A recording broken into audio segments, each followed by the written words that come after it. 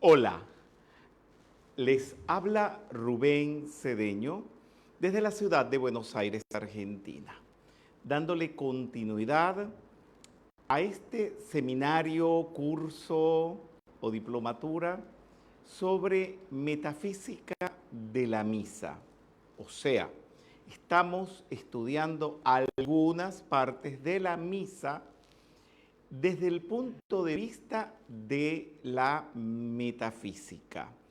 Y el texto que estamos utilizando como material de apoyo es Metafísica de la Misa.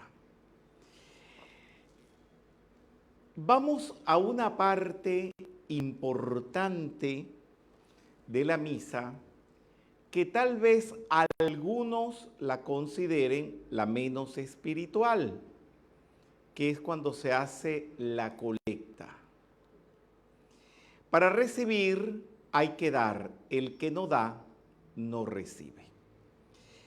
Tengo algo muy particular que hablar, que fueron principios con los cuales me crió mi madre, Nora Belén Vázquez Toledo de Cedeño. Cuando íbamos a la iglesia, mi madre me daba dinero para que metiera en las alcancías de los santos, en los limosneros, no sé hoy en día cómo se les llaman, y mi mamá me decía, el santo no necesita limosnas, ni Dios necesita limosnas, pero la iglesia hay que abrirla todos los días, el piso hay que limpiarlo y eso cuesta dinero. Hay que pagar luz, agua, teléfono, el sacerdote come y se viste. Ese dinero es para eso. Y siempre hay que darlo, decía mi madre, porque las iglesias se abren y todo el que quiera entrar, entra y no le preguntan para dónde va y no hay que pedirle permiso a nadie. Así me educaron y la verdad es que siento lo que nunca siento. Siento cuando uno va a la iglesia o a la misa y no se da nada. Y digo lo que nunca siento porque siempre uno da algo y no es una limosna. Hay que dar algo contundente que sirva para algo. Bueno, aquí está. Ay, se lo puse. Le di los créditos a mi mamá.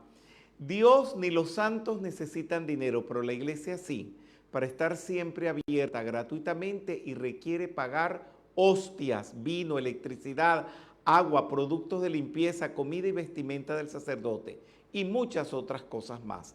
Así que cuando se va a la iglesia hay que dar un donativo que se pone en el cepillo, se llama cepillo, me acordé, que tienen las imágenes de los santos a sus pies.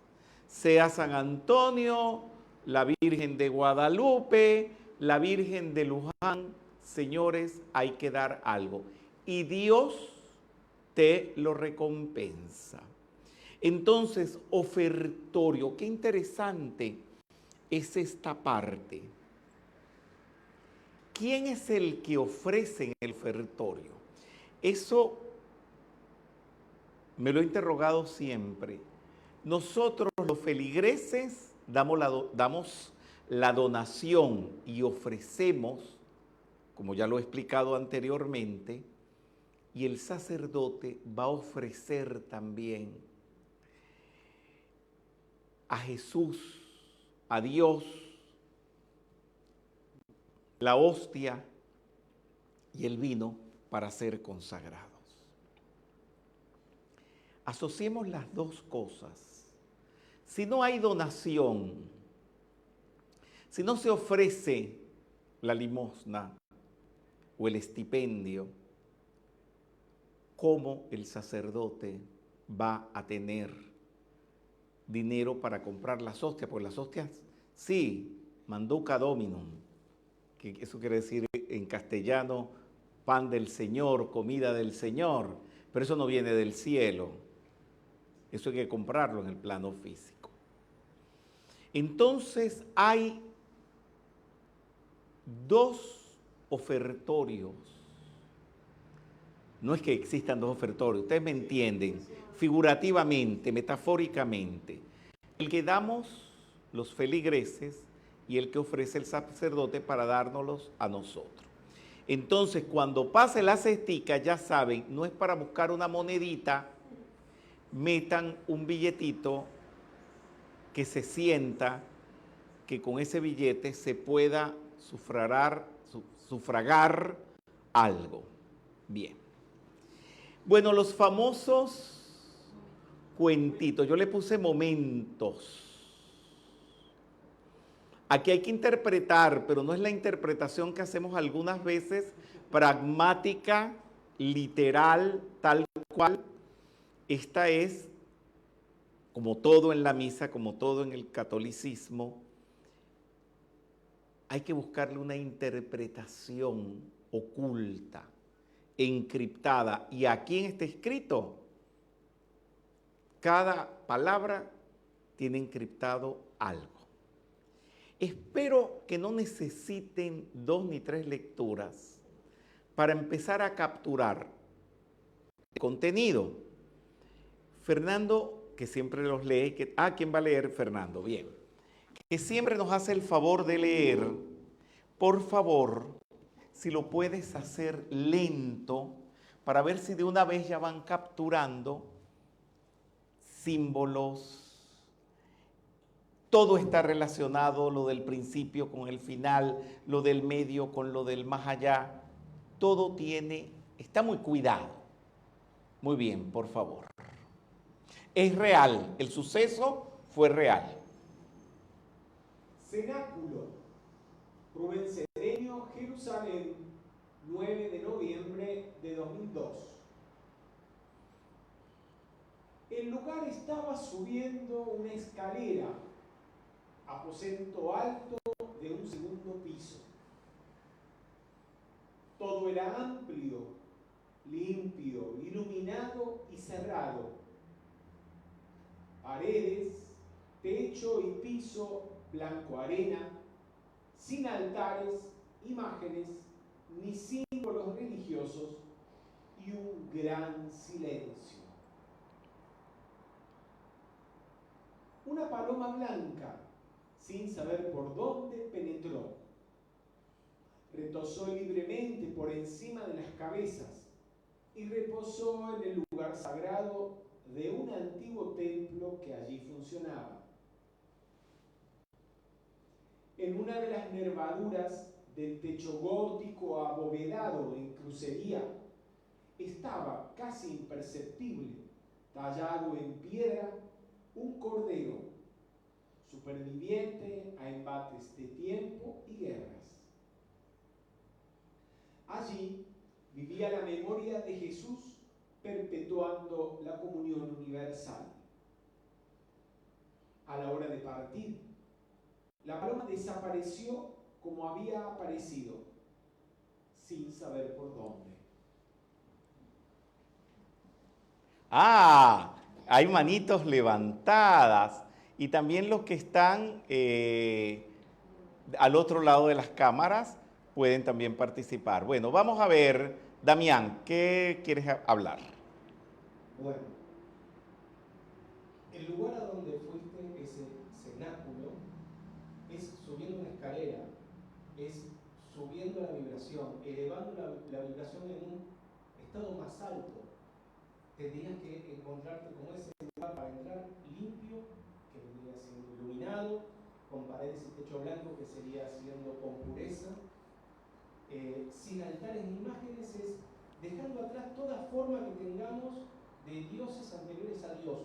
No sé cómo expresarme bien. Está correcto, muy bien. Y estar en silencio, pero en un silencio de personalidad. Un silencio de los 4 cuerpos inferiores para poder estar ahí en ese lugar. Bien. Esa paloma blanca, obviamente, a mí lo primero que la representa es el Espíritu Santo. ¿Sí? Sin saber por dónde penetró. ¿Por qué no es necesario saber por dónde está? Porque está en todos lados en realidad. El Espíritu Santo está. Muy bueno. Libremente por encima de las cabezas, eso puede ser una remembranza de lo que pasó con los apóstoles en, que no me acuerdo el nombre. Fue allí mismo. Fue allí mismo. El Pentecostés. Por eso también lo narré allí. Es como que volvió a suceder exactamente lo mismo. Obviamente antiguo, sagrado, que allí funcionaba. En una de las nervaduras del techo gótico abovedado en crucería, obviamente lo fuimos viendo acerca de la misa, las construcciones, la cruz, el lugar más magnético donde se realiza el Kyrie eleison. Bueno, sí. Estaba casi imperceptible tallado en piedra un cordero. El cordero es la representación en ese entonces del Maestro Jesús. No en ese entonces, todavía.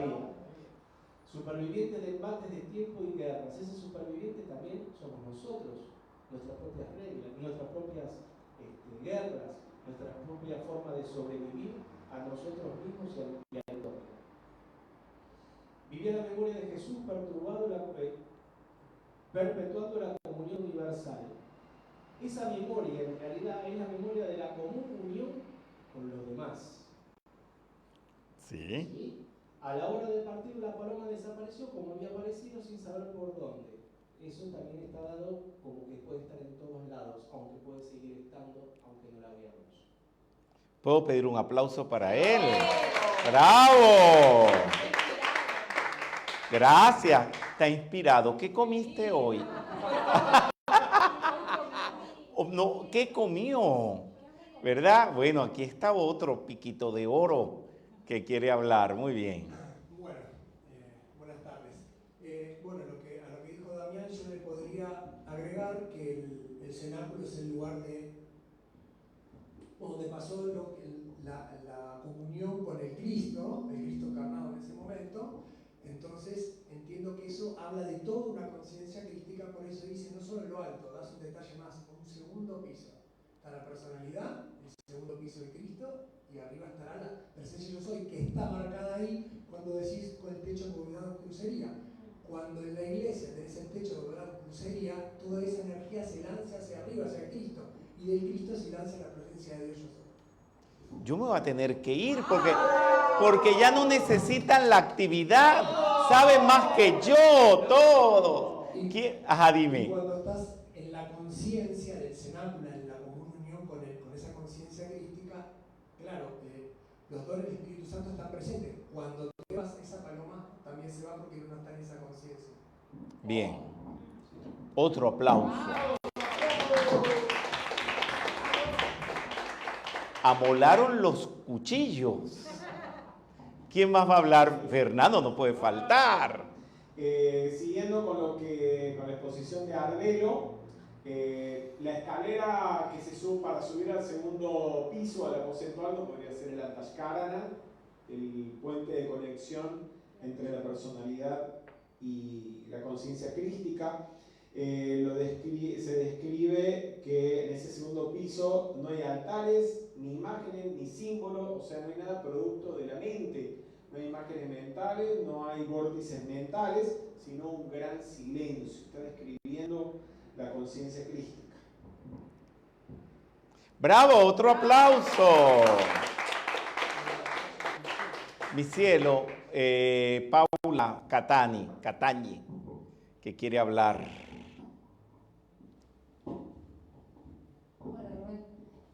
A mí me lleva también a pensar cuando dice que es un lugar que está iluminado, que está claro, que está cerrado, me lleva a pensar en la abstracción de la mente para poder estar en ese estado de conciencia alto, y la paloma penetra sin saber por dónde, algo que como a veces también lo comentamos en las actividades de la propuesta de meditación, algo que te sorprende de repente estando en ese estado. Bien, bravo, un aplauso. ¿Alguien más? Bien, vamos a ver. Hay algunos temas que son los siguientes. Hemos hablado de interpretar, pero aquí, además de interpretar, muy bien, dicen, vamos a interpretar, todos vamos a interpretar, pero podemos hacer otras cosas también. Allí puede surgir un interrogante. Hay un interrogante que está planteado a las claras, pero un interrogante fenómeno. Está muy obvio. Y está muy bien dicho y expresado. No, tienen que capturarlo. ¿Cuál es el? Ahí hay un interrogante de algo inexplicable. ¿De dónde salió la paloma? Ay, ¿por qué no lo preguntaron?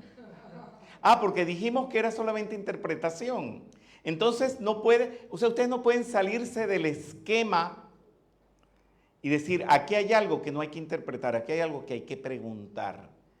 ¿De dónde salió esa paloma y qué más pasó con la paloma? Desapareció. Bueno, entonces, ¿a usted no les llama la atención eso? Dime. No, que primero se posó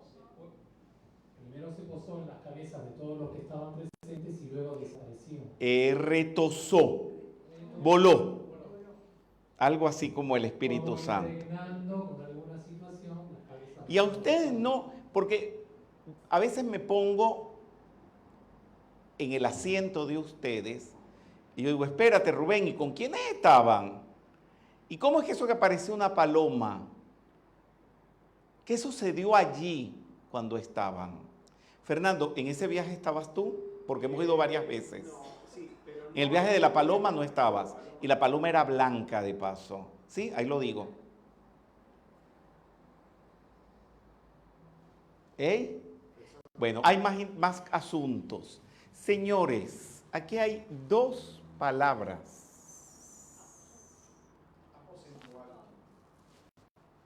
¿Qué les dice? A ver, Jesús hace referencia en el Evangelio al aposento alto. Ya, puse las palabras de Es el lugar Jesús, donde se celebró la última cena. pero usé las mismas palabras de Jesús, el aposento alto. A ver si ustedes me decían, Rubén, usaste palabras del Evangelio. Dice literalmente un aposento alto. Muy bien, algo que le trataron de interpretar, pero que no tenía ninguna interpretación, era literal. Superviviente a embates de tiempo y guerras. Vamos a ver, dime.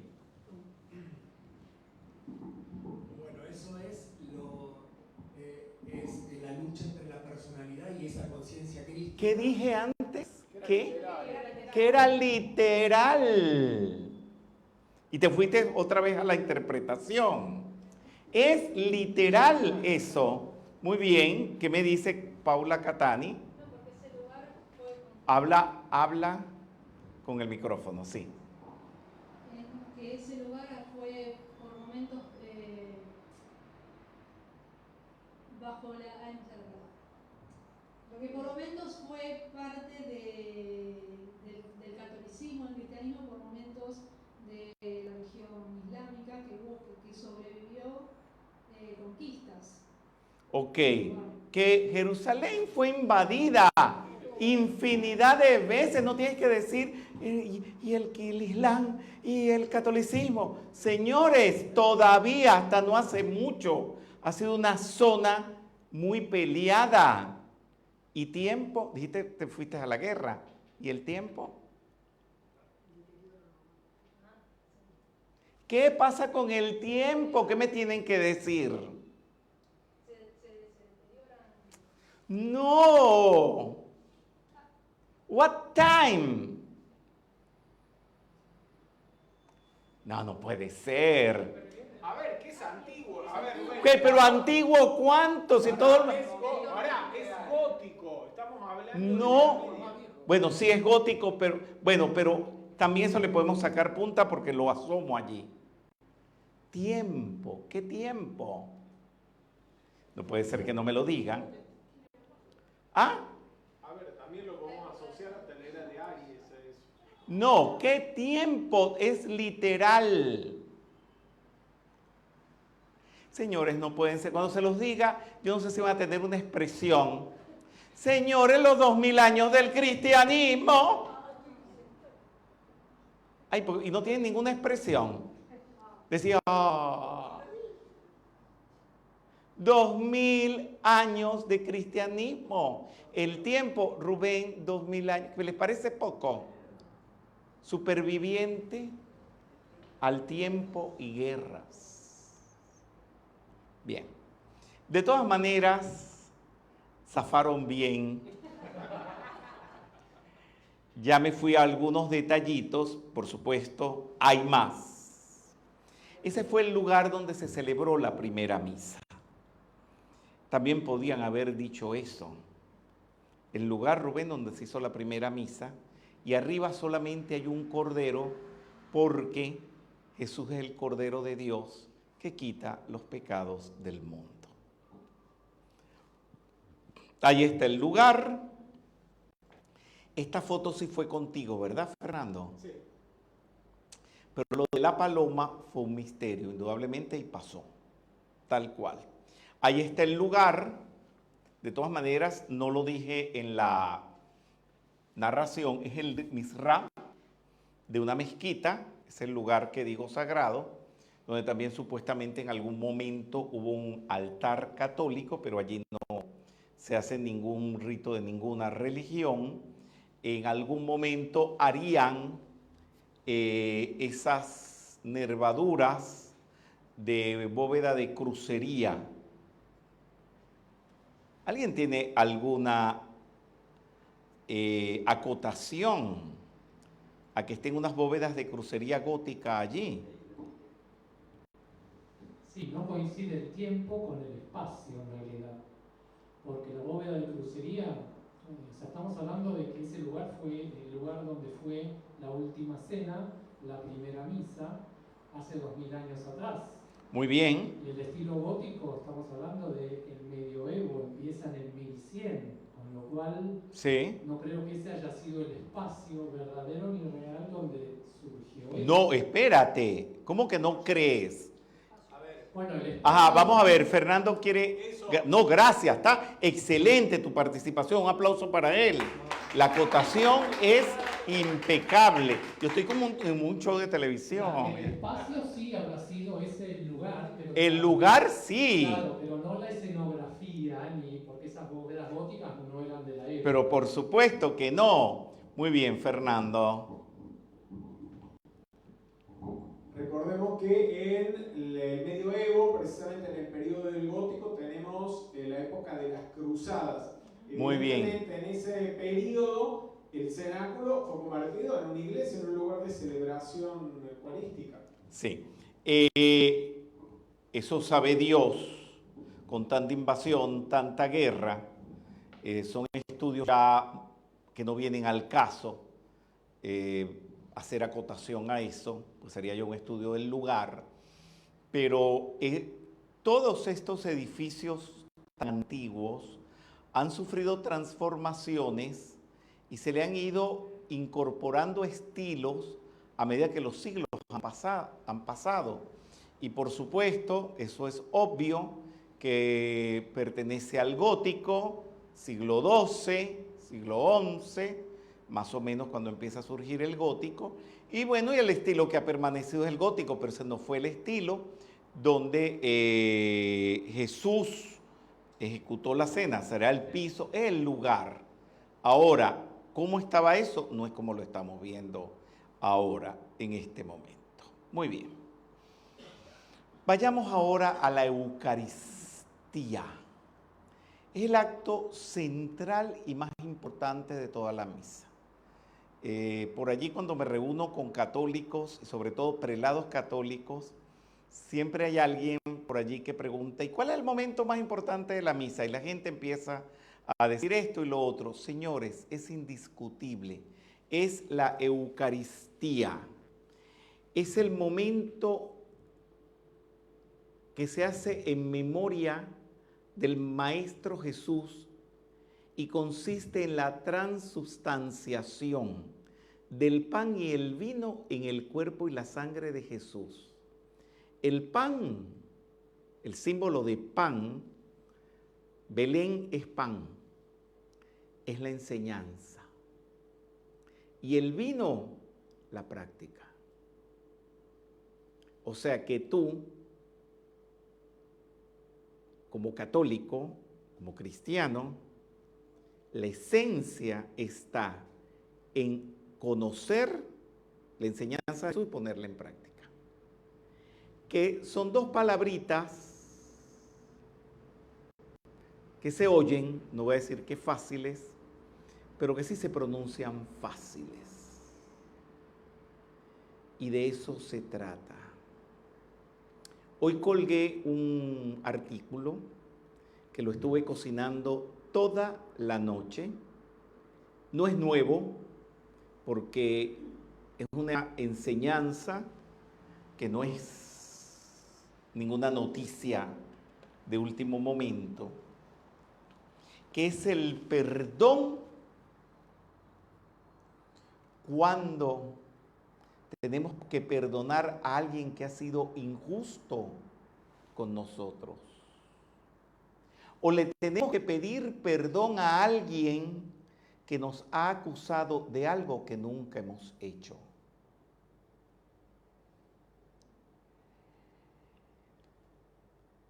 Viene a mi mente una idea un poquito fatal, pero lo tengo que decir porque es verdad, que las grandes guerras de la historia de la humanidad, las más grandes, han sido entre pueblos cristianos. La Primera y Segunda Guerra Mundial, estaban ingleses, son cristianos, estaban franceses, estaban alemanes, los alemanes, aunque sean protestantes, luteranos, son cristianos. ¿Dónde quedan las enseñanzas de Jesús? Aquí hay un fracaso religioso. ¿En qué se ha fallado que estos supuestamente cristianos hayan ido a confrontaciones mortales? Se los voy a decir. Ir a misa, rezar el Padre Nuestro, perdona nuestras ofensas, así como nosotros perdonamos a los que nos ofenden. Y no perdonar una agresión, no perdonar una mentada de madre que te echaron, no perdonar una injusticia. Señores, hay una desconexión entre tu participación en la misa y los actos que haces. Un cristiano tiene que perdonar siempre. Y hoy les hablo en ese artículo que habla de el poder del amor compasivo. Uno no está sentado aquí, hablo en el caso de mi persona, de gratis. Aquí no vino nadie y me sentó aquí y me puso a dirigir la metafísica. Esto ha sido un proceso, sobre todo en los primeros años, cuando uno comienza, en que te insultan, te dicen tú no eres digno de hacer lo que estás haciendo, que haces tan joven hablando de espiritualidad, para ser un maestro tienes que ser un anciano, que tú te robas la donación amorosa, y te calumnian y te calumnian y te calumnian, y uno llega a estar aquí frente a ustedes porque uno ha tenido que perdonar, porque si uno no perdona, uno se queda en la mitad del camino o al principio del camino. Y nuestro gran ministerio es el perdón. Perdonar a ese que te ha sacado de las casillas, a ese hijo sin madre, por no decir lo otro, que te ha insultado, que te ha vejado, que te ha robado, que te ha arruinado. Y pasa a veces entre los mismos metafísicos que alguien lo ha dañado a uno, pero de verdad. Y cuando uno se va con ese que lo ha dañado a uno a comer o a compartir juntos, los mismos metafísicos te dicen, pero ¿cómo te vas a ir con esa persona que te ha hecho tanto daño? Yo me volteo y les digo, pero señores, ustedes no se han leído nuestros libros. Ustedes no se han leído los libros de Saint Germain, los evangelios de Jesús, donde está basada nuestra enseñanza, que hay que perdonar. ¿Y por qué te asustas de que vaya a comer con mi peor enemigo? Piénsenlo un poco, es importante. Vamos a seguir profundizando en esto. Bueno, al respecto de la narración, leímos y la interpretación, supuestamente el lugar que les presenté como el cenáculo de la historia narrada era así, como ustedes lo están viendo. Y no era como lo pone Leonardo da Vinci, que es un salón renacentista, que tampoco fue así. Y la mesa se supone que fue de esta manera, aunque ahí también hay algo que corregir, y es que Jesús no estaba al frente de la mesa, sino de un lado. Se los digo a conciencia, no es invento mío. Bueno, todos saben los años que he vivido en Israel y he tomado cursos de cómo eran las costumbres, el protocolo, el ceremonial judío de hace 2000 años. Y era distinto, y de acuerdo a eso, les puedo decir porque Jesús iba aquí. Bueno, para que lo sepan. Según el ceremonial judío de la época de hace 2000 años, Jesús tenía que estar en este puesto. Y se supone que Juan en este, y ahí fue donde se narra que Juan, el evangelista, posó su cabeza sobre el pecho de Jesús. Eucaristía es una palabra griega que significa dar gracias. Ya que dice el Evangelio que Jesús en la última cena tomó la copa y dio gracias. Tomó el pan y dio gracias. Dar gracias, dar gracias, dar gracias. Gracias Eucaristía. Y quedó Eucaristía. Bien, ya saben el origen de por qué eso se le dice Eucaristía. Jesús expresa: si no coméis la carne del Hijo del Hombre y bebéis su sangre, no tendréis vida en vosotros. Indudablemente que esto es una parábola, esto es metafórico, porque cuando dice no tendréis vida en nosotros, en vosotros, imagínense todos los hindúes, todos los budistas, todos los taoístas, que no beben la sangre de Jesús ni comen y no se mueren, están vivos. Jesús se estaba refiriendo a algo profundo, interno, algo encriptado que hay que desencriptar. Más adelante aclara, sí, aquí mismo está dicho también, que comer su carne. La carne es la enseñanza, la carne es el pan también convertido en la hostia, y el vino es la sangre, lo que circula, lo que se mueve, lo que se pone en acción. Esas maneras de hablar eran propios de los esenios. No me voy a poner a estar diciendo aquí que Jesús era esenio o no era esenio, me da igual. Pero indudablemente los judíos inteligentes, cultos de la época, dentro de los cuales estaba Jesús, su padre, María, que era hija de sacerdotes del templo. O sea, estamos hablando de un nivel alto, cultural, social. Olvídense del Jesús pobre que les quieren vender por allí. se sabía de esa manera de hablar. Y eso en hebreo se le llama técnica pesher. Comer es interiorizar. Tú te comes pan y lo masticas y lo metes por dentro de tu cuerpo.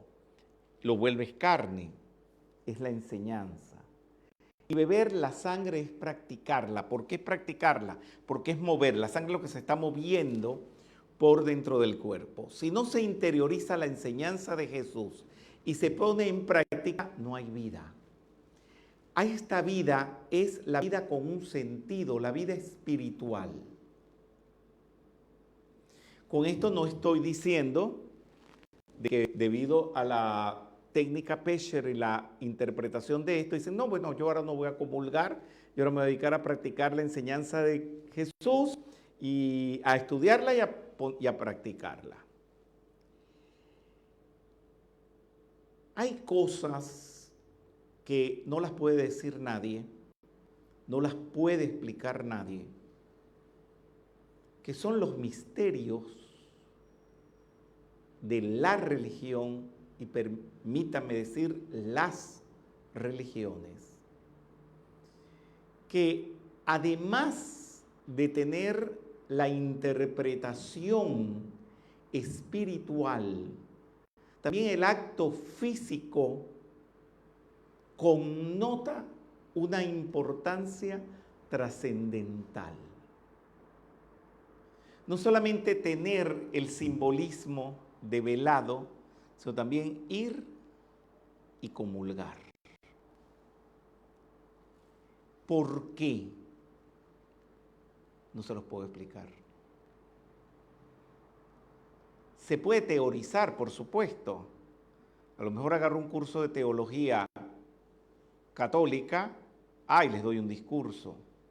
Pero la esencia de eso, el porqué de eso, nadie lo puede decir. Son los misterios de Dios. Dime. Bueno, hay dos cosas que me vienen en la cabeza, que me vinieron ahora mientras hablabas. Y de alguna manera Jesús da la pauta de cómo se puede interpretar esto del pan convertido en su carne y demás, cuando él dice, no solo de pan vive el hombre, sino de toda palabra que sale. Exactamente. Ahí está dando la clave de lo que simboliza el pan, que el alimento, que ese pan, ese alimento es también la enseñanza, ¿no? Y también cuando habla con la samaritana, Sí. que corrimos un riesgo muy grande ir a ese lugar, pero es un lugar para mí muy importante donde él también habla del símbolo del agua, el agua que da vida. ¿Verdad? Todo eso encierra mucho. Y otra cosa que me viene a la mente cuando hablaste ahora del tema de la comunión. Las religiones hasta ese momento, en general por lo menos las romanas, las griegas, tenían un culto individual. Eso lo hemos visto en India, las veces que hemos visto contigo, que el culto es individual, mientras que en la misa, especialmente en la comunión que es el centro de la misa, es un culto, una práctica grupal. Exactamente. Todo eso tiene un significado, a donde comulgan todos, digamos, no importa la clase social, el intelectual, etc. Por eso a veces, cuando por allí hay grupos que hablan de Jesús como el ángel Mica de la unidad, que se puede cuestionar, pero esto podemos profundizar en eso muchísimo, de la unidad es que Jesús es incluyente. Por eso, miren, les traje, yo lo inauguré con otro nombre, le cambié el nombre, no es crucifijo, le puse resurrecfijo. Es un Jesús resucitado fijado en una cruz. Es el crucifijo de la nueva edad. Y digo nueva edad para no decir ni New Age ni nueva era, porque está satanizado el término y no quiero que nos metan en ese saco de sectas y prácticas con las cuales usan el término New Age. No me gusta. Y no tengo nada que ver con eso, porque no hago nada de eso. Decir, pues, de la nueva edad, con los brazos abiertos. En la actividad pasada ¿Vimos algo referente a esto? ¿En dónde? En la Piazza San Pietro de Roma está la columnata de Bernini que representa los brazos abiertos de la iglesia. Van capturando todo esto. Estamos hablando de un catolicismo abierto para todas las naciones, abierto para todas las creencias. Eso no quiere decir que los demás tengan que dejar sus creencias para convertirse en católicos, sino que amén de estudiar las enseñanzas judías, estudiar las enseñanzas del señor Gautama o de Krishna, señores, aquí hay uno que también dio una enseñanza, pero espectacular, y que no hay ningún problema que tú te hagas católico. Para bautizarte,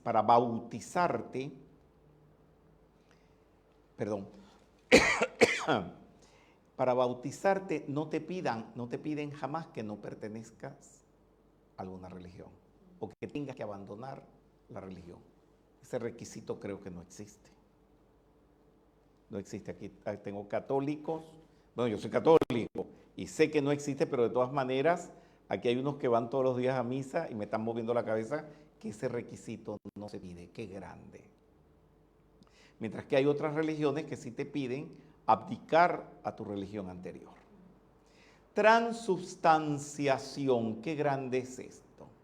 Palabra del latín, transustantiatio, digamos en latín de los Césares, latín culto se pronuncia así, que significa conversión de una sustancia en otra. O sea, eso quiere decir que ese pan, después de haber pasado por la transustanciación, ya no es pan, es el cuerpo de Jesús. Y ese vino ya no es vino, es su sangre. En el caso de la Eucaristía es transformar el pan y el fruto de la vid en el cuerpo y la sangre de Jesús. La real transustanciación es que cada persona que se vuelva a la enseñanza y la práctica de las enseñanzas de Jesús. Y entonces, ya saben que soy neologista, creé esta palabra autotransustanciación, que te transustancies,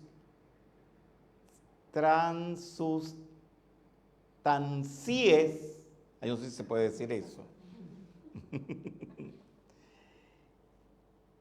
en Jesús. No sé si es mucho.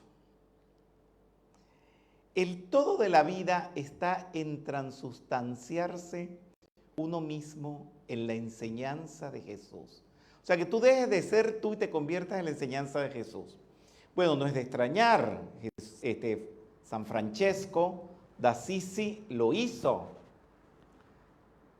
Creo que Santa Teresa de Ávila, Santa Teresa de Jesús lo hizo. Creo que la Madre Teresa de Calcuta lo hizo. Creo que el Padre Pío lo hizo, por decir algunos, hay más. Es convertirte tú en la enseñanza de Jesús para poder vivir en algo que merezca llamarse vida. ¿Qué les estoy diciendo? Que lo que están viviendo no es vida. Estar corriendo para el trabajo todos los días, angustiado por ganarse el pan para pagar la casa para que no te boten de ella, estar ocupados, garchar no es malo, pero estar pendiente mañana, tarde y noche de solamente estar haciendo eso, no sé, no quiero juzgarlo desde el punto de vista moral, no soy moralista, pero creo que se pueden hacer otras cosas también. Es existir a plenitud en bienaventuranza sin enarmonías. Miren esta fotito, me parece interesante. Esta persona, que puede ser cualquiera de ustedes, se está mirando en el espejo y lo que mira es a Jesús. ¿Qué les parece? Es interesante. De eso se trata la metafísica, o de eso trata la metafísica, que tú vayas poco a poco haciendo eso. Jesús lo dijo, no estoy cometiendo ningún sacrilegio, cosas como las que yo hago, vosotros las podéis hacer y aún superiores. O sea que todavía, siendo como Jesús, nos estamos quedando cortos. Autotransustanciación. La real transustanciación es la autotransustanciación eucarística, que cada persona se vuelva a la enseñanza y práctica de la enseñanza de Jesús.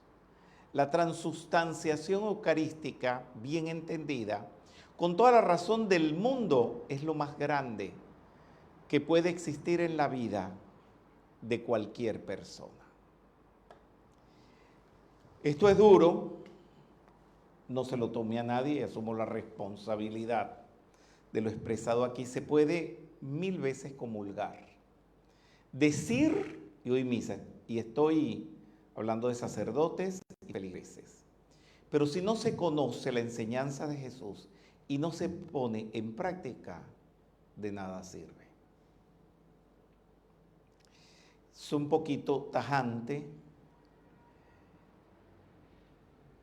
pero si uno no exige el 200%, no te van a dar el 50%.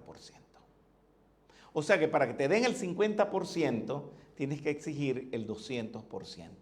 No sé si me entienden.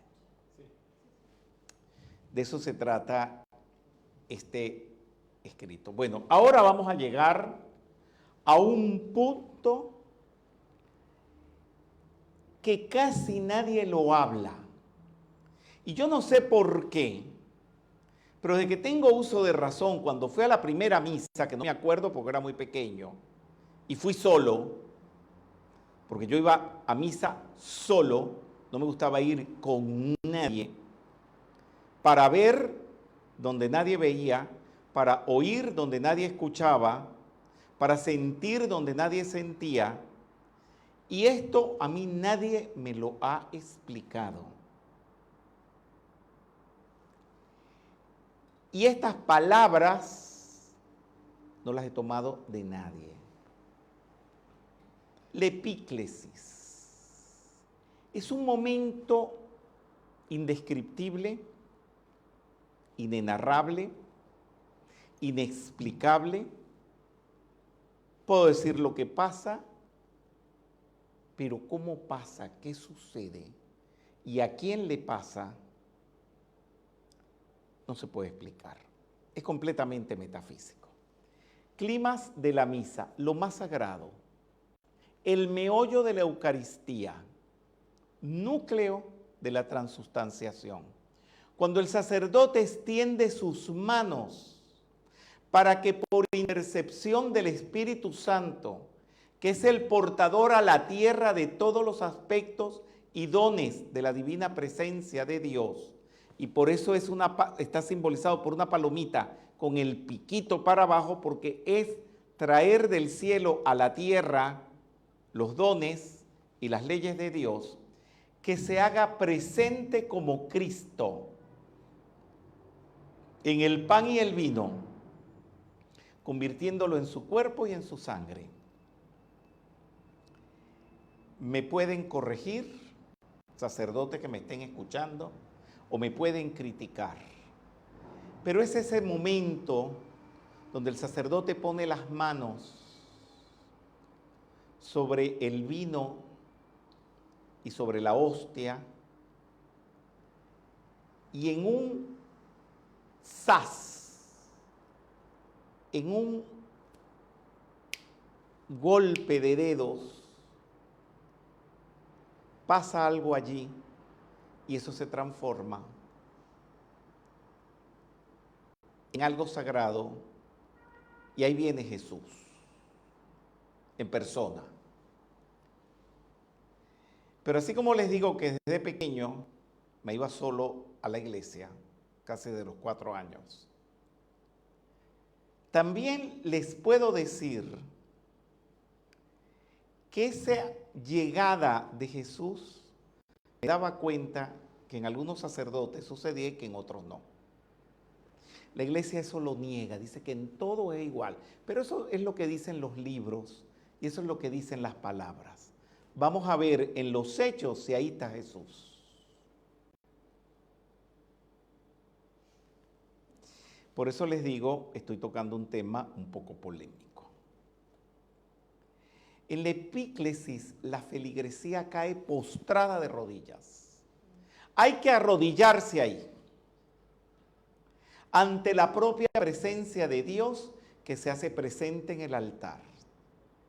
Se abre la cúpula de la Catedral de Luz y por eso, ¿se acuerdan cuando estudiamos un poquito los estilos? Vamos a retomar eso en las próximas actividades, que ya después del bizantino comenzaron a hacer cúpulas y algunas de ellas sobre el altar mayor, porque en lo invisible hay una cúpula de luz que se va a abrir y por allí va a bajar Jesús para decírselos de manera gráfica. Se abre la cúpula de la Catedral de Luz de los niveles invisibles encima de la misa en imposición radiante con el fulgor de 1000 soles. Es algo indescriptible. Se hace presente Jesús en persona, con sus brazos abiertos. Por eso traje esta figura. Recibiendo a todos y derramando los dones más necesitados. Si dice los dones más necesitados, es que si estás paralítico sales caminando. Si estás ciego, sales viendo. Que si no tenías dinero, aparece el dinero. Yo la verdad es que he pasado mi vida yendo a misa y creo que no he visto eso muy pocas veces. Porque no pasa ni de un lado ni del otro. Ni del lado de la feligresía, ni del lado de los prelados. Sí, sé que pasaba con el Padre Pío y que aunque he visto al Padre Pío, porque uno lo puede ver hoy en día face to face, cara a cara, porque le han puesto una urna de vidrio, pero no lo vi en vida. Ahí sí pasaba. Y algunos otros sacerdotes, el cura de Ars, en Francia. Y por allí han habido, o hay algunos cuantos que no los voy a nombrar, porque cuando esas cosas empiezan a pasar, muchos las ponen en duda y los empiezan a investigar, no sean unos farsantes, unos truchos, por allí haciendo creer cosas que están vendiendo humo. Respeto a la Iglesia Católica y le admiro lo cauta que es y no le critico que pongan en duda a todos esos sacerdotes que sanan, que esto y que lo otro, porque ellos tienen que estar seguros y no pueden estar afirmando cosas que sean falsas. Se vendría abajo toda la credibilidad que se tiene en ellos y que indudablemente son muy serios en estos asuntos. Es esto.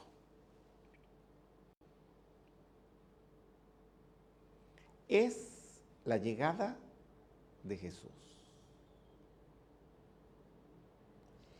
He ido a misas donde ni someramente esto pasa.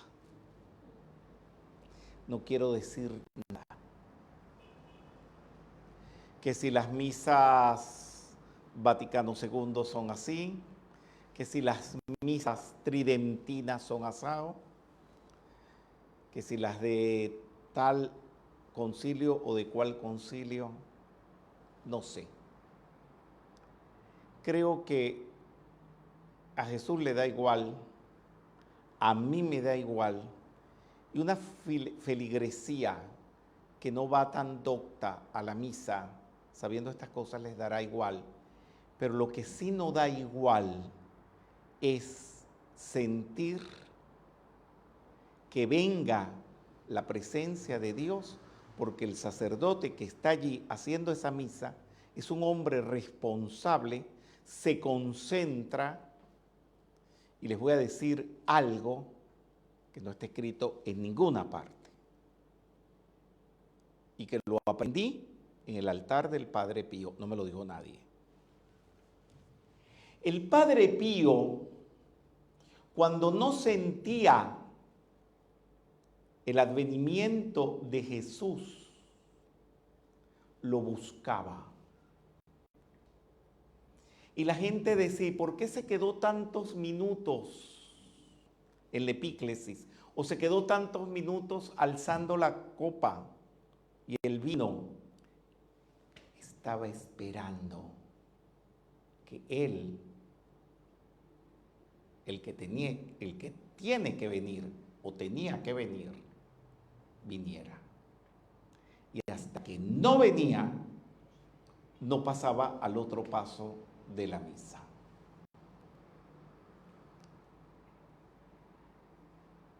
Esto es ser un sacerdote responsable, serio. Buscar esa presencia que sea activa en ese momento. Señores, al Padre Pío lo probaron de 1000 maneras y le quitaban las misas y que solamente las diera a las 5 de la mañana. Y a las 5 de la mañana no cabía dentro de la iglesia la tanta gente que iba. Que no la hiciera así, que no la hiciera asado, y sin embargo el pueblo, la gente iba. Porque es como, voy a decir algo prosaico, pero que no es prosaico, es amor. Es como la dulzura de un beso de alguien que quieres. Ya no quieres besar a más nadie. No quieres disfrutar de la delicia de un beso, sino de ese beso que te da esa persona. Y eso es lo que se siente en una misa cuando Jesús baja. Sucede, señores, sin entrar en eufemismos, fantasías, ni hormonalismos. Acabo de inventar otra palabra. Todos los dones de la divina y todopoderosa presencia de Dios descienden al ser humano por el cordón de plata, que penetra entre el parietal y el occipital y se distribuye a todo el cuerpo, principalmente la cabeza, el corazón y particularmente las manos, por donde fluye, entre otras gracias, la bendición. Ahí les va. Esto, por supuesto, no es información católica, de información metafísica, pero viene ad hoc de todo lo que estamos hablando. Esto es gráfico, no es que sea así, para dar una idea. Supuestamente la presencia de Dios desciende, todo lo que es Dios, cuando se invoca, cuando se llama, entra por la cabeza y de la cabeza va a las manos y de las manos va al pan y el vino en la Eucaristía, en la epíclesis. Cuando ese proceso se hace, se esté consciente o no de esto que estoy explicando ahora. Si van y le preguntan al Padre Pío, van allá a donde él está, a Pietrelcina, y le hacen así por el vidrio. Mira, Padre Pío, y tú veías la presencia, yo sé, a lo mejor te va a decir, yo no sé nada de eso. Eso no importa, si lo saben o no lo saben. Que lo ejecuten, que logren, no sé cómo decirle, este fenómeno, este milagro, esta gracia, como todo esto es tan indescriptible, por eso doy tantos sinónimos. El instrumento físico del inconmensurable suceso de la epíclesis es el sacerdote. Y él tiene que ser puro, porque es como una cañería. Si por una cañería vas a tirar agua limpia, esa cañería no puede estar sucia, porque ensucia el agua. Tiene que ser una persona consagrada en su totalidad a Dios. Y digo en su totalidad, porque si no es en su totalidad, no es al 100%, váyase a vender choripán a la Costanera. Ah, ya se lo saben. Saben la dirección. Muy bien. Sin embargo, sin ningún apego a nada del mundo. Sacrificado absolutamente a la redención de la humanidad. La feligresía, estar en arrobamiento místico, pero qué exigente todo esto. Pero hay personas que no son sacerdotes y andan en esto, consagrado a la música celestial y el templo perfectamente acondicionado. O sea, la música es importante y un templo acondicionado. Celebro, admiro, me doy cuenta y felicito lo impecable que es todo en las iglesias que pertenecen al Vaticano, que son las basílicas mayores, de eso ya vamos a hablar. Son impecables, no hay un sucio, no hay nada feo, no hay nada manchado, todo está impecable. Las iglesias del Opus Dei son impecables como ninguna.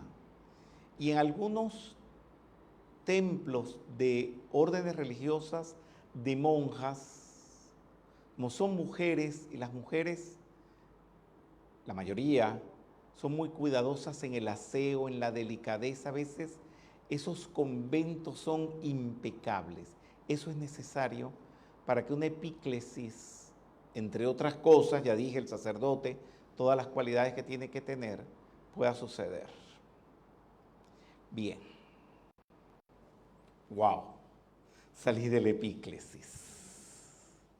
Ustedes a lo mejor no sienten el compromiso que puede sentir mi persona, porque hablar de la epíclesis me hace a mí también conectar con una epíclesis, y por eso dije, wow, ya, porque era lo más comprometedor de todo el curso de misa. El Padre Nuestro fue instituido por Jesús, una oración jamás conocida de todos los tiempos. No hay nada parecido al Padre Nuestro. Y cultura, se lo dice una persona que trabaja con oraciones de todas las religiones. Está compuesta de 7 esferas, los 7 planos, cada una de ellas contentiva de soluciones para diferentes circunstancias de la vida y vinculada con cada uno de los planos o cielos del universo manifiesto. Su simbolismo metafísico está explicado detalladamente en los libros El maravilloso número 7 de Connie Méndez y el libro Jesús de un servidor. No me voy a detener allí porque es toda una explicación. Comunión, del latín communio, participar en lo que le es común a todos, incluir, unir. Cuando vamos a comulgar, entonces, eso que fue convertido en sangre y cuerpo de Jesús, en la epíclesis, ahora vamos a compartirla con todos. Pero la comunión no solamente es allí meterse la hostia en la boca o que te la metan en la boca. Es vivir comulgado con todo el mundo o en comunión con todo el mundo. Bien, dime. Sí, Rubén, aquí hay una pregunta de Sandra Mateos Almeida y dice si por favor le podés explicar por qué para comulgar es necesario haberse confesado ante un sacerdote con anterioridad. La confesión, ya hablé de la confesión. Y voy a volver a hablar de la confesión. Cuando hablé del yo pecador, no es contigo, pero con la que hace la pregunta. Tú haces un yo pecador de verdad. Tú de verdad cuando dices por mi culpa, por mi santísima culpa, estás concienciando todos tus horrores, todas tus faltas de perdón, todo tu orgullo, el creerte superior a los demás. No. Necesitas una palanquita. Necesitas una ayudadita. Cuando vas y se lo tienes que decir a un sacerdote, y aún así, pues, confesiones profundas, casi nadie las hace, para que conciencies tus errores y cuando digo te sean perdonados, es que ¿cómo le vas a pedir a un sacerdote que te perdone tus errores en confesión si no se los ha dicho todos y no ha sido lo suficientemente sincero? Pasa a ser un formalismo. Pero bueno, allí está. ¿Cómo vas a ir? Si todo esto que estoy hablando lo ven en el 100% de su pureza, ¿cómo vas a ir sucio a agarrar toda esta pureza que es la presencia de Jesús? La comunión es un acto de purificación, pero cuando verdaderamente es hecha. Me puedo quedar más, pero creo que la próxima actividad es el Requiem y allí vamos a hablar seriamente sobre nuestros errores. El Cristo es incluyente, por eso traje el resurrecfijo. Cuando después de la consagración se comulga, introduciéndose la hostia en la boca, todos los comulgantes estarán comulgando con la misma sustancia. En ese momento hay una conversión, además de volverse uno con el Cristo, es ser uno con todos los demás. Esto es conciencia de unidad crística. Cuando vivíamos en espíritus, antes de encarnar, todos nos alimentábamos de una única sustancia, que era la luz de Dios que nunca falla. Es rememorar ese alimento inicial que tuvimos cuando vivíamos en la casa del Padre. Y es esto que ustedes están viendo en esta foto. Si el acto de comulgar es plenamente, conscientemente de lo que se hace, se está poniendo en práctica a plenitud las enseñanzas de Jesús.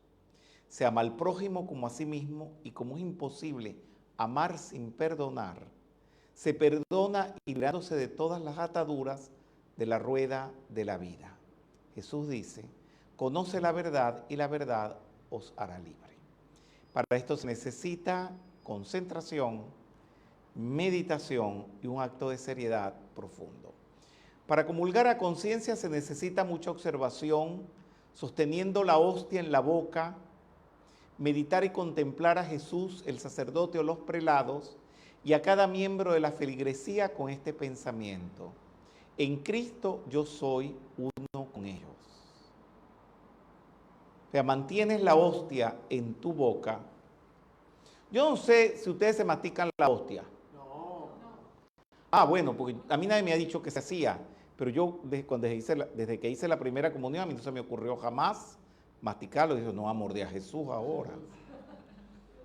Muy bien. Entonces, mientras la hostia está en ese proceso de estar en tu boca, miras el crucifijo, si hay uno por allí, miras a la gente, mira al sacerdote y decir, soy uno con ellos. Y si está tu peor enemigo en la misa, en la iglesia, soy uno contigo también. Y al final le das un beso, le das el abrazo de la paz. Hostia, círculo blanco, plano, muy delgado, de pan ácimo, en memoria que Jesús lo hizo con pan ácimo, que sin levadura, que consagra el sacerdote católico durante la misa y da a los feligreses como el cuerpo de Cristo en la comunión. Palabra del latín que quiere decir víctima. Eso tiene, por supuesto, una relación con el cordero, que ha de ser consumido, introducido dentro del cuerpo para poderlo redimir, al cuerpo, digo yo, redimir, purificar e iluminar. Esta es la hostia. Entonces viene la paz.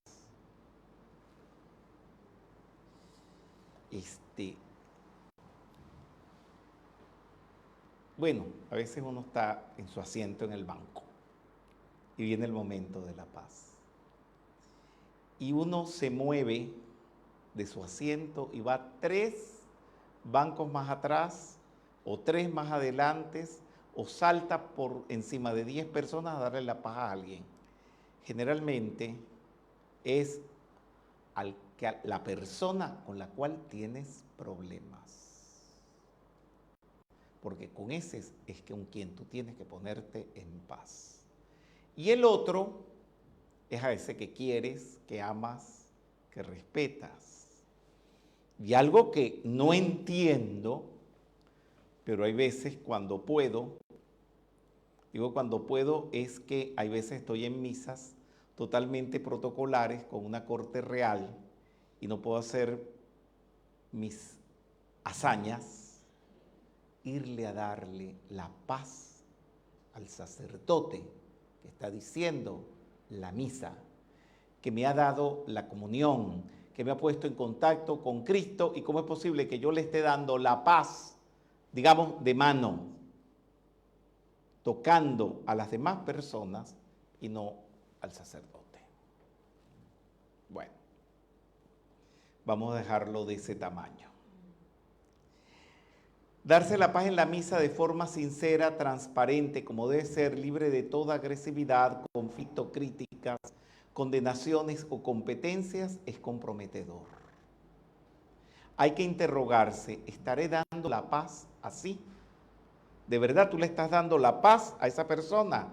Si no es así, se es un soberano hipócrita. Bueno, esta parte de la misa fue incluida por el Papa Juan XXIII. ¿Ah? Muy nueva. Muy nueva, sí. Y por eso, no sé si saben, la mayoría no lo sabe, que en Roma, en la Basílica Papale de San Pietro, la Basílica del Papa, está el cuerpo incorrupto de Juan XXIII. Yo me acuerdo de cuando él estaba vivo y siempre voy a verlo porque lo quiero. Hizo asuntos importantes, ha sido muy criticado y por las cosas que él hizo muchos sacerdotes se han divorciado de la Iglesia Católica Apostólica Romana y han formado quinchos aparte, pero yo a él lo quiero y me parece que hizo asuntos acertados. Bueno, aquí viene el Cordero de Dios. Cordero de Dios que quitas el pecado del mundo, ten piedad de nosotros. Cordero de Dios que quitas el pecado del mundo, Cordero de Dios que quitas el pecado del mundo, danos la paz. Para entender eso, y esto es que casi no lo explican, tenemos que ir a las 10 plagas de Egipto, donde Moisés está pidiendo la liberación del pueblo de Israel. el faraón no quería liberar el pueblo, vinieron las 10 plagas y la última fue la muerte del primogénito. Y para que no se murieran los primogénitos de los judíos, Dios les dijo que mataran un cordero y pintaran el dintel de la puerta con la sangre del cordero. Y otros asuntitos más. Eso lo hicieron, se murieron los primogénitos de todos los que no tenían pintada la puerta, el dintel de su puerta, con la sangre del cordero, y los judíos que lo hicieron preservaron su progenie. Ahí viene que es el Cordero Salvador.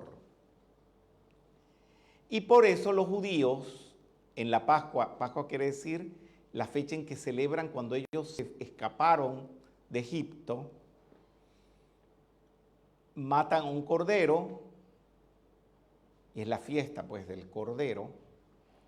Jesús, ¿qué es lo que les dice a los apóstoles en la última cena?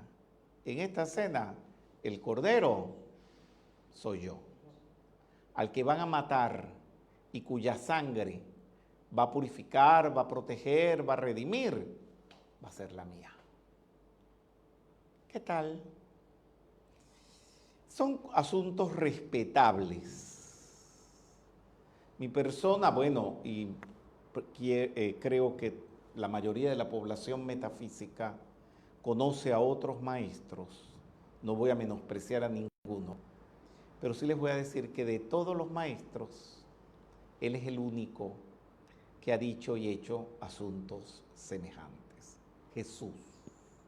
Estoy hablando de Jesús. Y por eso ponen un corderito, como el que ustedes ven aquí, y eso es símbolo de Jesús. Esto fue lo que ya les expliqué. Esto ya se los expliqué. Entonces, el cordero sacrificado se mimetiza en Jesús sacrificado o crucificado en la cruz. El cordero sacrificado. Por eso la cruz y el crucifijo no va a pasar. Que así como la sangre del cordero salvó a los judíos, la de Jesús a la humanidad. El primer crucifijo aparece tallado en madera en la puerta de la Basílica de Santa Sabina en Roma. Ya me conocen un poquito, los que no me conocen, que me voy a todos esos sitios porque me gusta ver eso. Y aquí estoy en las puertas de la Basílica de Santa Sabina, donde apareció el primer crucifijo, porque miren la importancia que tiene con todas las explicaciones. El primer crucifijo está aquí, donde menos se ve y cuesta un ojo de la cara y parte del otro verlo. Pero bueno, hicimos nuestros asuntos ese día. Fernando, cada vez que amanece en Roma, amanece asustado, porque no sabe qué le va a pedir Rubén. Y entonces a veces, antes de la hora, ya estoy dando vuelta por toda la casa y le digo, estoy esperando que se despierte. Y todavía no se ha despertado, no ha ido al baño, no se ha echado agua en la cara. Hay que ir a la iglesia de Santa Sabina, porque no tengo las fotos, porque las fotos que tomé cuando vine eran en cartón y no existían digitales. Y tenemos que volver. Y él, sí, y se pone todo nervioso y no le queda más remedio que hacerme caso. Open class, aula abierta, sí. Uno de esos días que les narro fue el día que vinimos acá. Pero yo sé que él en el fondo le fascina. Porque tú sabes lo que es ver el primer crucifijo de la historia, aquí lo tienen. Es impresionante, ¿no? El primero. Y fíjense, siglo IV, siglo V. Lo que tuvo que esperar la humanidad, 500 años. De 400 a 500 años para tener el concepto de un crucifijo. Bien. Después del final y despedida de la misa, la radiación de Jesús, el ángel de la Eucaristía, la catedral de luz con los ángeles y santos que asistieron se absorbe dentro de sí misma, se chupa así, a planos superiores. Aunque los feligreses devotos se pueden llevar esa radiación para sus casas y trabajos y demás sitios, si se conserva la paz de la bendición final. Si te pones a estar criticando, a estar hablando mal de la gente, eso se pierde. Final y despedida de la misa. El final y despedida de la misa conlleva el mismo gran compromiso que en el momento de darse la paz.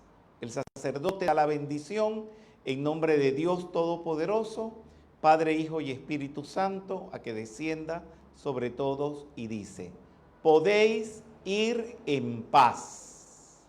Y no dura ni 3 minutos porque en la puerta de la iglesia, y viste que fulanita que está casada con menganito vino con otro hombre a la misa, y viste lo que pasó, y ahí desbaratan la paz, lamentablemente. Esto es ir en paz físicamente, emocionalmente, mentalmente, y quedarse así, puertas de la iglesia para afuera, y conservar esa paz, sin condenar a nadie, a ver cuánto tiempo se puede sostener ese propósito. Bien. Hablamos del Agnus Dei y les tengo pues el Agnus Dei de la Misa de Gloria de Puccini. No piensen que Puccini escribió esto siendo el gran Puccini. No, eran de sus primeras composiciones, él no las valoró mucho porque eran como ensayos, y después tomó temas de su misa y lo metió en sus óperas. El Agnus Dei lo mete en la ópera Manon, en el segundo acto, cuando Manon está rica, millonaria. La historia de Manon hay que leerla. Nunca he montado la ópera Manon como actividad para explicar, pero me están picandito las ganas, porque por allí hay unas cuantas Manon. Estas chicas que no le agradecen a sus padres lo que sus padres les han dado, que no quieren trabajar, quieren vivir mantenidas y nunca les falta un hombre, un seminovio, y digo seminovio, que medio las mantenga o que les sean el proxeneta, que las prostituya. Esto le pasa a Manon, y va pasando la vida de hombre en hombre porque no tienen estudios, no quieren trabajar. Digamos, hoy en día quieren pasar toda la vida con un celular en la mano, que ni siquiera se lo han comprado ellas. Y Manon, en un momento, porque siempre les pasa lo mismo a todas las Manones, es denunciada, y los collares, prendas, joyas que le había dado ese último novio, ella los agarra y cree que son de ella, y resulta que no era de ella nada. La denuncian a la policía, estamos hablando siglo XIX. Esta es una obra escrita por el abad Prévost. Digamos, la historia. La ópera no. La ópera la hace Puccini. Puccini es un romántico, un neorromántico, verista, que vivió entre finales del siglo XIX y comienzos del XX, y hace esta ópera basada en esta historia, porque finalmente Manon es deportada a New Orleans desde Francia. Eso comienza en Francia, la historia, y termina en New Orleans,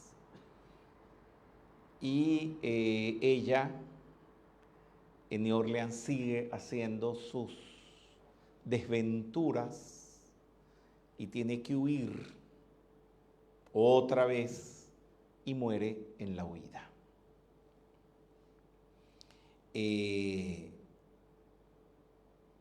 Leí Manon cuando tenía 8 o 9 años, porque había leído La Dama de las Camelias, y La Dama de las Camelias, su libro de cabecera, era Manon. Porque creo que el abad Prévost, un abate pues, un prelado religioso católico, quiso revelar todo esto para que las chicas tomaran eso de ejemplo y no lo hicieran nunca, y también los hombres tuvieran cuidado de no engancharse con ninguna Manon en la vida. Hay 2 óperas Manon, Manon de Massenet y Manon de Puccini. La escena de Manon, que no les voy a poner Manon, pero les digo que este Agnus Dei está en la ópera Manon, es en el segundo acto donde ella está rodeada de todas sus riquezas, que todas son más allá una fantasía y que no debemos dejarnos inmiscuir en todo eso. No podía dejar de hablar pues de la ópera Manon, ya que esta música tan bella de la misa él la usa dentro de esta ópera. Esta misa de gloria no ha tenido mucha fama, creo que hasta el momento pocas grabaciones existen. Es una misa hermosa que goza de todo mi amor, admiración y sobre todo este Agnus Dei. Puccini utilizó la misa como cantera, esta misa como cantera, para sacar sus mejores melodías de allí e incluirla en ciertas óperas suyas. Bien, vamos a escuchar ese Agnus Dei. En latín clásico es Agnus Dei, en latín católico es Agnus Dei.